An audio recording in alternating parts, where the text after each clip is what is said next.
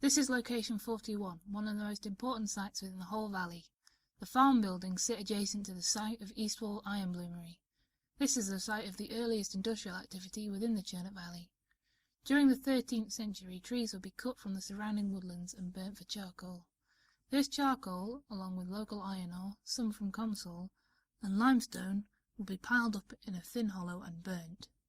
This burning material would then be covered with clay and turf. These cone-shaped structures had 4 holes around the sides into which bellows could be inserted, and a chimney in the top. There is evidence to suggest that the bellows used at Eastwall were water-powered. It was only with charcoal and bellows that the temperatures required to extract the iron were achieved. After around 24 hours, the charcoal cinders and slag could be removed to find the iron bloom, or pig, in the centre of the pile.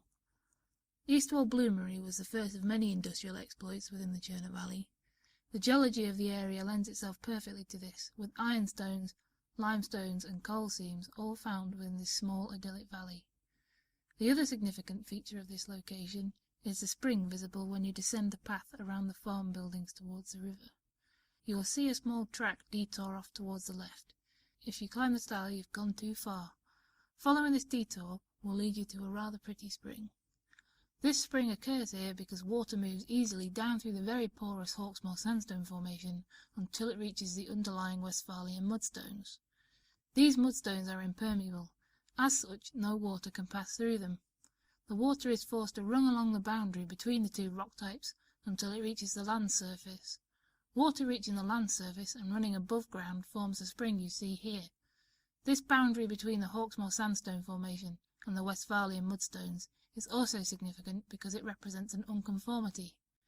When we talk about unconformities in geology, we refer to a time gap. This time gap usually means there has been a gap in deposition, or, in other words, a time of erosion, where the rocks are removed. The time gap here represents around 65 million years. No rocks were deposited here between the Carboniferous and the Triassic. To put that into context, that is as long as the dinosaurs have been extinct. After leaving the site of Eastwall Farm, you should cross the field following the path for approximately 300 metres, keeping close to the River Churnup. Immediately before a gate, you should see a raised flat area approximately 2 metres wide running off to the left up the hill, towards Gibriding Wood.